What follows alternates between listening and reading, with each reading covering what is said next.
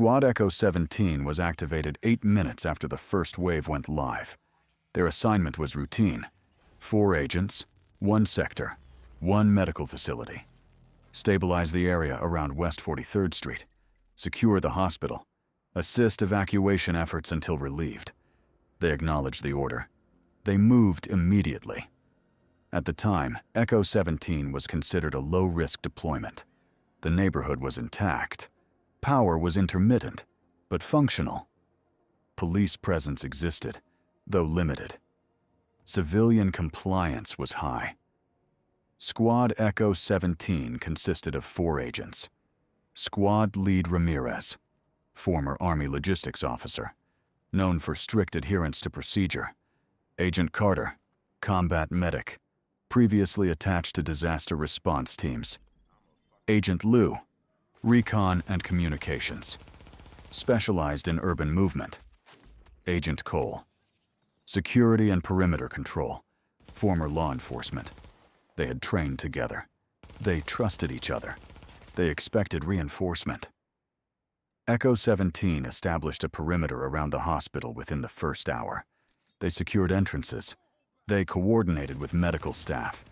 They organized patient movement using generator power and emergency lighting. Initial after-action notes describe the operation as stable. During the first night, evacuation continued without incident. Day 1 passed without violence. On Day 2, conditions changed. Scheduled supply convoys failed to arrive. Police units withdrew without notice. Emergency radio traffic became saturated with overlapping distress calls. Echo 17 requested clarification. No response. They continued operating under standing orders. That night, gunfire was reported 3 blocks east. Unidentified groups began erecting barricades. Civilians stopped traveling during daylight hours. Echo 17 adjusted patrol routes. They shortened exposure times. They increased overwatch positions. They began sleeping in shifts inside the hospital. By Day 3, faction behavior became unmistakable. Groups were no longer reacting. They were organizing.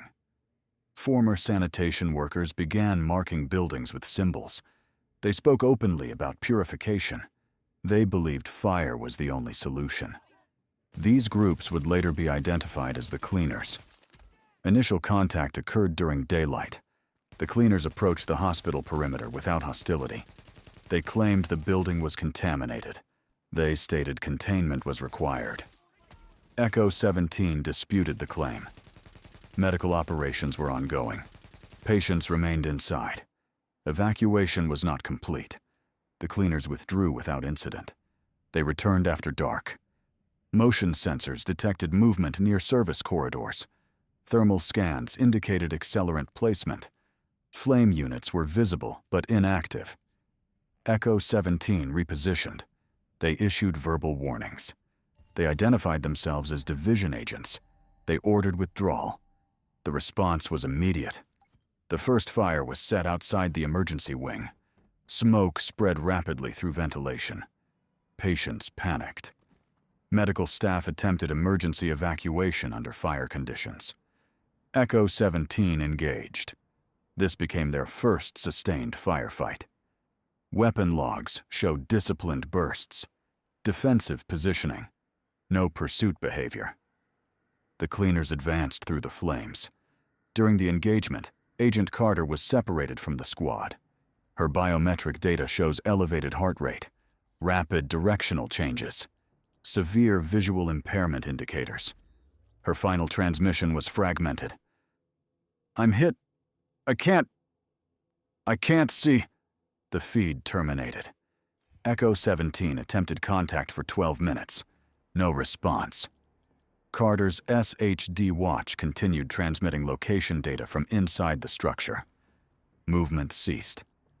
Echo 17 requested immediate reinforcement. No response. They requested extraction authorization. No response. They requested permission to abandon the hospital. No response. At 0214, Squad Lead Ramirez made a unilateral decision.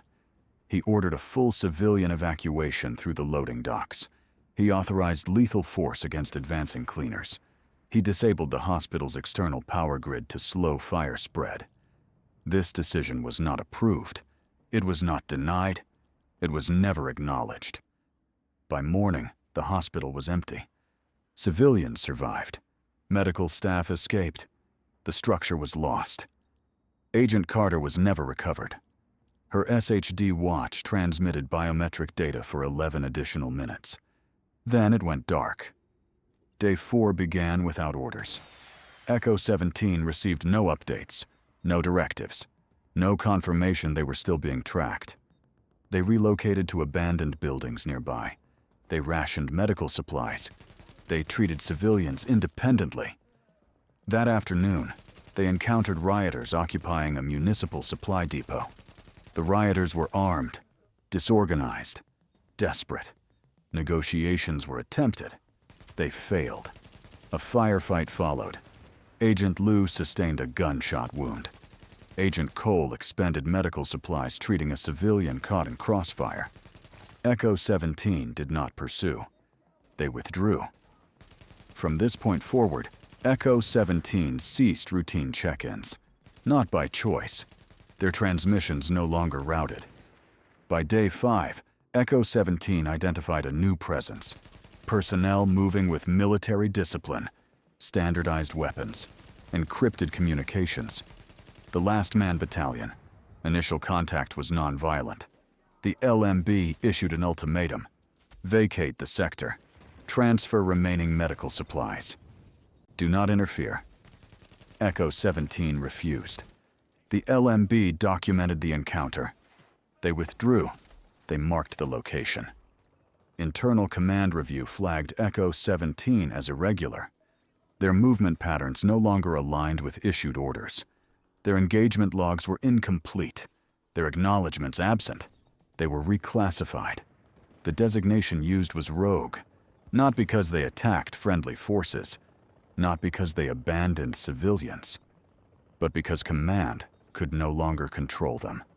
On day 6, Echo 17 encountered a second wave agent. Better equipped, clear authority, updated directives. The agent attempted to assume command. Ramirez refused. He cited the hospital. He cited Agent Carter. He cited the civilians still alive because Echo 17 stayed. The exchange remained non-violent. The second wave agent reported the encounter. Echo 17's status was updated again. Rogue cell. Non-compliant. Avoid direct engagement. By the end of the first week, Echo 17 fractured. Agent Liu separated to escort civilians north. Agent Cole remained with Ramirez. Their SHD beacons diverged. Recovered data indicates the beacons transmitted for several days, then weeks.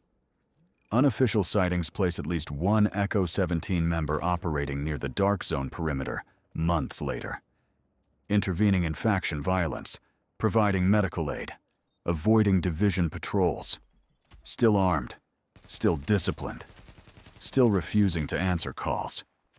Squad Echo 17 was never declared hostile. They were never extracted. Their designation remains unchanged. Rogue. More recovered case files will follow.